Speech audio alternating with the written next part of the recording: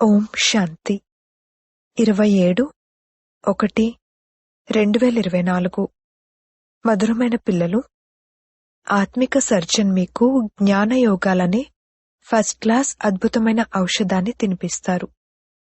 ఈ ఆత్మిక ఔషధాన్ని ఒకరికొకరు తినిపించుకుంటూ అందరి పాలనను చేస్తూ ఉండండి. ప్రశ్న: విశ్వరాజ్య భాగ్యాన్ని తీసుకునేందుకు ఏ ఒక్క కృషిని చేయాలి? ఏ దృఢమైన అలవాటును ఏర్పరచుకోవాలి?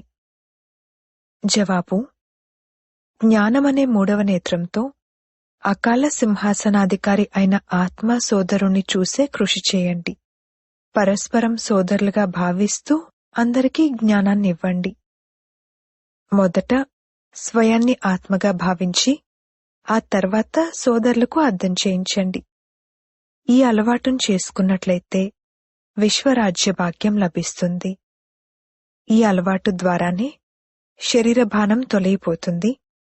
మాయా తుఫాన్లు లేక చెడు సంకల్పాలు కూడా రావు. ఇతరులకు జ్ఞానబాణం కూడా బాగా తగులుతుంది.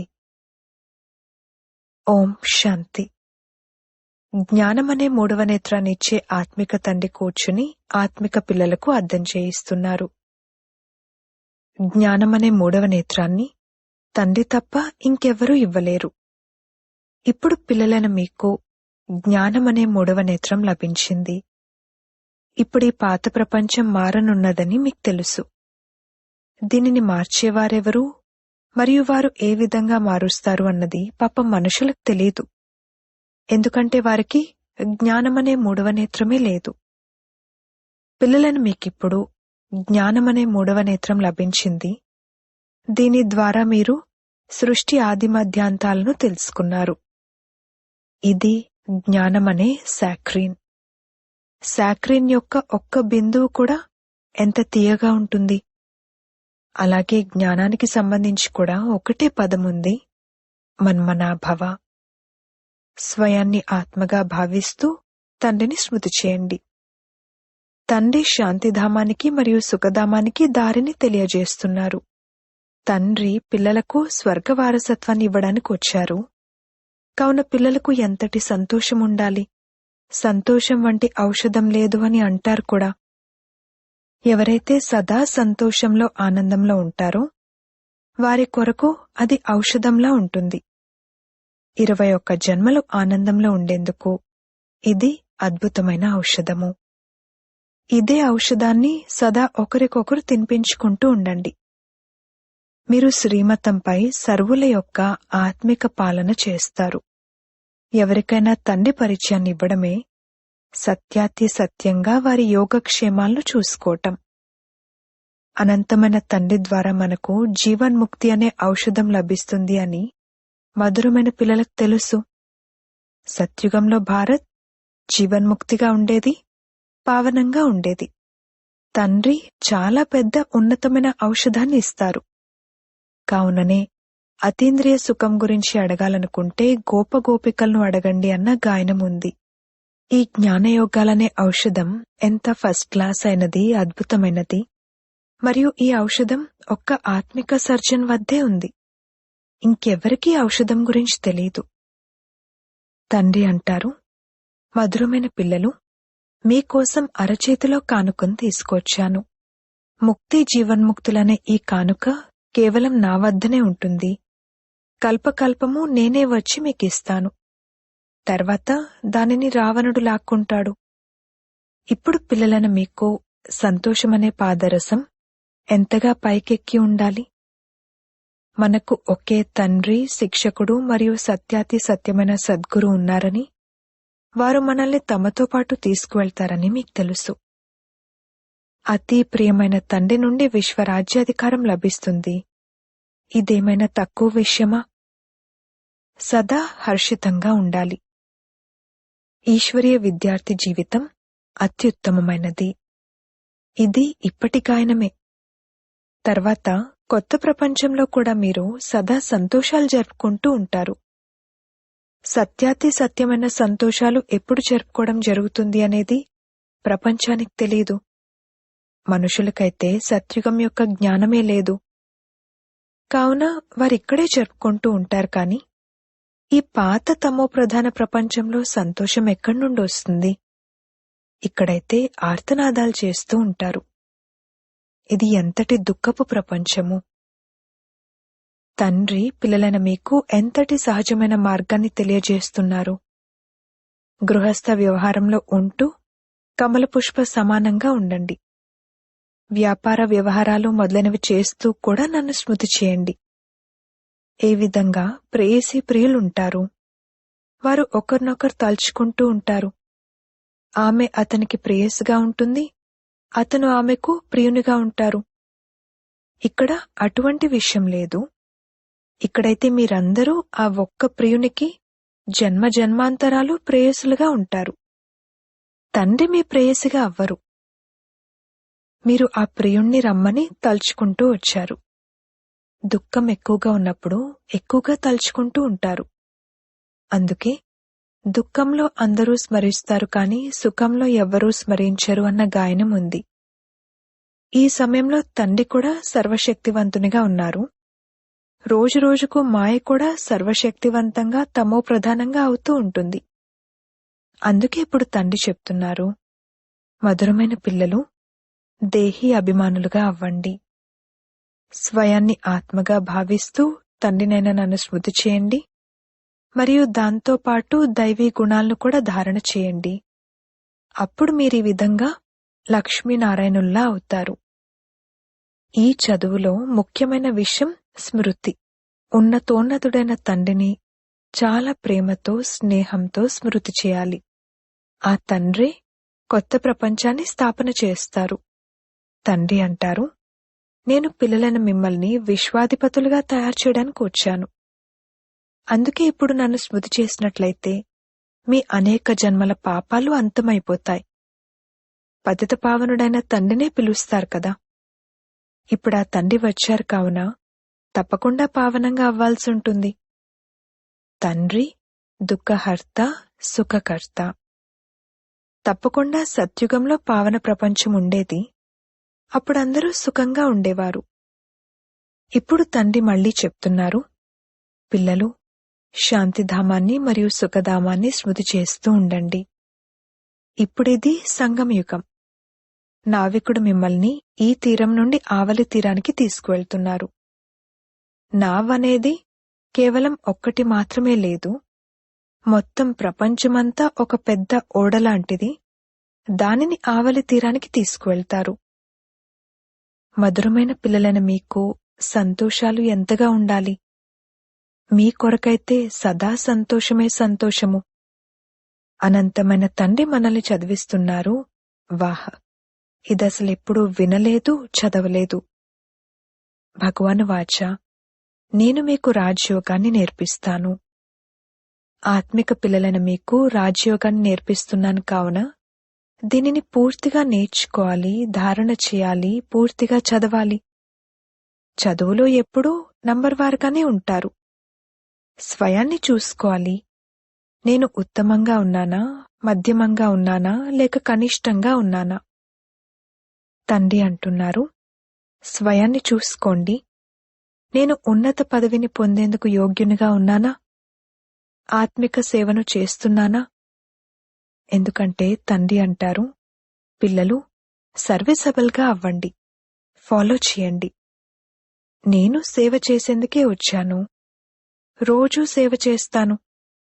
అందుకోసమనే ఈ రథాన్ని తీసుకున్నాను.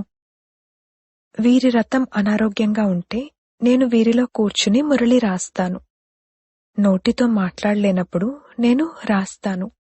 తద్వారా పిల్లలు మురళిని మిస్ కాకుండా ఉంటారు. కావున నేను కూడా సేవలోనే ఉన్నాను కదా. ఇది ఆత్మిక సేవ. తండ్రి మధురాతి మధురమైన పిల్లలకు అర్థం చేయిస్తున్నారు. పిల్లలు, మీరు కూడా తండ్రి సేవలో నిమగ్నమైపోండి. ఆన్ గాడ్ ఫాదర్లీ సర్వీస్, ఈశ్వరీయ సేవలో. మొత్తం విశ్వానికి అధిపతైన తండ్రి మిమ్మల్ని విశ్వాధిపతులుగా తయారు చేయడానికి వచ్చారు. ఎవరైతే మంచి పురుషార్థం చేస్తారో వారిని మహావీరులు అంటారు.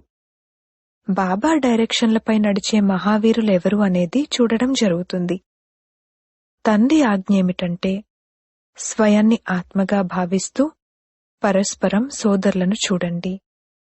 ఈ శరీరాన్ని మర్చిపోండి. బాబా కూడా ఈ శరీరాలను చూడరు. తండ్రి అంటారు, నేను ఆత్మల్నే చూస్తాను. ఇకపోతే ఆత్మ శరీరం లేకుండా మాట్లాడలేదు అన్న జ్ఞానమైతే ఉంది. నేను కూడా ఈ శరీరంలోకి వచ్చాను, దీన్ని అద్దెకు తీసుకున్నాను. శరీరంతో పాటుగానే ఆత్మ చదవగలదు. బాబా కూర్చున్నది ఇక్కడ. ఇది అకాల సింహాసనం. ఆత్మ అకాల మూర్తి. ఆత్మ ఎప్పుడూ చిన్నగా పెద్దగా అవ్వదు. శరీరమే చిన్నగా పెద్దగా అవుతుంది. ఆత్మలందరి సింహాసనం బ్రుకుటి మధ్యలోని ఈ స్థానం. శరీరాలైతే అందరివి భిన్న భిన్నంగా ఉంటాయి. కొందరి అకాల సింహాసనం పురుషునిది, కొందరి అకాల సింహాసనం స్త్రీది, కొందరి అకాల సింహాసనం పిల్లల్ది. తండ్రి కూర్చుని పిల్లలకు ఆత్మిక డ్రిల్ నేర్పిస్తారు. ఎప్పుడైనా ఎవరితోనైనా మాట్లాడేటప్పుడు స్వయాన్ని ఆత్మగా భావించండి. ఆత్మనైన నేను ఫలానా సోదరునితో మాట్లాడుతున్నాను. శివబాబాను స్మృతి చేయండి అని తండ్రి సందేశాన్ని ఇస్తారు. స్మృతి ద్వారానే తుప్పు వదులుతుంది. బంగారంలో మాలిన్యం కలిసినప్పుడు ఆ బంగారం విలువ తగ్గిపోతుంది. ఆత్మలైన మీలో కూడా తుప్పు చేరడంతో మీరు విలువలేని వారిగా అయిపోయారు. ఇప్పుడు మళ్లీ పావనంగా అవ్వాలి. ఆత్మలైన మీకిప్పుడు జ్ఞానమనే 3వ నేత్రం లభించింది. ఆ నేత్రంతో మీ సోదరులను చూడండి. సోదర దృష్టితో చూసినట్లయితే కర్మేంద్రియాలెప్పుడూ చంచలమవ్వవు. రాజ్యభాగ్యాన్ని తీసుకోవాలంటే, విశ్వాధిపతులుగా అవ్వాలంటే ఈ కృషి చెయ్యండి. పరస్పరం సోదరులుగా భావిస్తూ అందరికీ జ్ఞానాన్ని ఇచ్చినట్లయితే ఇక ఈ అలవాటు పక్కా అయిపోతుంది. మీరందరూ సత్యాతి సత్యమైన సోదరులు. తండ్రి కూడా పైనుండొచ్చారు, అలాగే మీరు కూడా వచ్చారు. తండ్రి పిల్లలతో పాటు సేవ చేస్తున్నారు. తండ్రి పిల్లలకు సేవ చేసే ధైర్యాన్ని ఇస్తారు. ధైర్యాన్నుంచేవారికి భగవంతుని సహాయం లభిస్తుంది. కావున ఆత్మనైన నేను సోదరుణ్ణి చదివిస్తున్నాను అన్న అభ్యాసం చేయాలి. ఆత్మ చదువుతుంది కదా. దీనిని ఆధ్యాత్మిక జ్ఞానం అంటారు. ఇది ఆత్మిక తండ్రి నుండే లభిస్తుంది. సంగమంలోనే తండ్రి వచ్చి ఈ జ్ఞానాన్ని ఇస్తున్నారు. స్వయాన్ని ఆత్మగా భావించండి. మీరు వివస్త్రగా అశరీరులుగా వచ్చారు. తర్వాత ఇక్కడ శరీరాన్ని ధారణ చేసి మీరు 84 జన్మల పాత్రను అభినయించారు. ఇప్పుడు మళ్లీ తిరిగి వెళ్ళాలి. అందుకే స్వయాన్ని ఆత్మగా భావిస్తూ సోదర దృష్టితో చూడాలి. ఈ విషయంలో కృషి చేయాలి. మీకు మీరు కృషి చేయాలి. ఇతరులతో మనకేమిటి? దానం ఇంటి నుండి ప్రారంభమవుతుంది. అనగా మొదట స్వయాన్ని ఆత్మగా భావించి ఆ తర్వాత సోదరులకు అర్థం చేయించినట్లయితే బాణం బాగా తగులుతుంది. ఈ శక్తిని నింపుకోవాలి. కృషి చేస్తేనే ఉన్నత పదవిని పొందుతారు. ఫలాన్నిచ్చేందుకే తండ్రి వచ్చారు కావున కృషి చేయాలి. కొంత సహనం కూడా చేయాల్సి ఉంటుంది. ఎవరైనా తప్పుగా మాట్లాడితే మీరు మౌనంగా ఉండండి. మీరు మౌనంగా ఉంటే ఇతరులేం చేయగలరు? చప్పట్లు 2 చేతులతో మోగుతాయి. ఒకరు నోటితో చప్పట్లు మోగించినా ఇంకొకరు మౌనంగా ఉంటే అవతలివారు తమంతట తామే సైలెంట్ అయిపోతారు. చేతితో చెయ్యి కలిస్తే చప్పుడు వస్తుంది. పిల్లలు పరస్పరం ఒకరికొకరు కళ్యాణం చేసుకోవాలి. తండ్రి అర్థం చేయిస్తున్నారు. పిల్లలు సదా సంతోషంగా ఉండాలనుకుంటే మన్మనాభవ. స్వయాన్ని ఆత్మగా భావిస్తూ తండ్రిని స్మృతి చేయండి. సోదరుల వైపు, ఆత్మల వైపు చూడండి. సోదరులకు కూడా ఈ జ్ఞానాన్ని ఇవ్వండి. యోగం చేయించేటప్పుడు కూడా స్వయాన్ని ఆత్మగా భావిస్తూ సోదరులను చూస్తూ ఉన్నట్లయితే సేవ బాగా జరుగుతుంది. సోదరులకు అర్థం చేయించండి అని బాబా చెప్పారు. సోదరులందరూ తండ్రి నుండి వారసత్వాన్ని తీసుకుంటారు. ఈ ఆత్మిక జ్ఞానం బ్రాహ్మణ పిల్లలైన మీకు ఒకేసారి లభిస్తుంది. మీరు బ్రాహ్మణులు, తర్వాత మీరు దేవతలుగా అవ్వనున్నారు. ఈ సంగమయుగాన్నైతే వదలరు. లేదంటే ఆవలి తీరానికి ఎలా చేరుకుంటారు? అటువైపుకేమైనా దూకుతారా? ఇది అద్భుతమైన సంగమయుగం. పిల్లలు ఆత్మిక యాత్రలో ఉండే అలవాటు ఏర్పరచుకోవాలి. ఇది మీకు లాభాన్ని కలిగించే విషయమే. తండ్రి శిక్షణను సోదరులకు ఇవ్వాలి. తండ్రి చెప్తున్నారు, నేను ఆత్మలైన మీకు జ్ఞానాన్ని ఇస్తున్నాను. నేను ఆత్మనే చూస్తాను. మనుషులతో మాట్లాడేటప్పుడు వారి ముఖాన్ని చూస్తారు కదా. మీరు ఆత్మతో మాట్లాడతారు కావున ఆత్మనే చూడాలి. శరీరం ద్వారా జ్ఞానాన్ని ఇచ్చినా కాని ఇక్కడ శరీర బాణాన్ని తెంచవలసి ఉంటుంది. పరమాత్మైన తండ్రి మనకు జ్ఞానాన్ని ఇస్తున్నారని మీ ఆత్మ భావిస్తుంది. ఆత్మలను చూస్తాను అని తండ్రి కూడా అంటారు. అలాగే మేము పరమాత్మైన తండ్రిని చూస్తున్నాము అని ఆత్మలు కూడా అంటారు. వారి నుండి జ్ఞానాన్ని తీసుకుంటున్నారు. దీనినే ఆత్మతో ఆధ్యాత్మిక జ్ఞానాన్ని ఇచ్చిపుచ్చుకోవడం అంటారు. ఆత్మలోనే జ్ఞానముంది. ఆత్మకే జ్ఞానాన్ని ఇవ్వాలి. ఇది పదును పట్టడం వంటిది. మీ జ్ఞానంలో ఈ పదును ఏర్పడినట్లయితే ఎవరికైనా అర్థం చేయించినప్పుడు వెంటనే బాణం తగులుతుంది. తండ్రి అంటారు, మీరు అభ్యాసం చేసి చూడండి, బాణం తగులుతుంది కదా.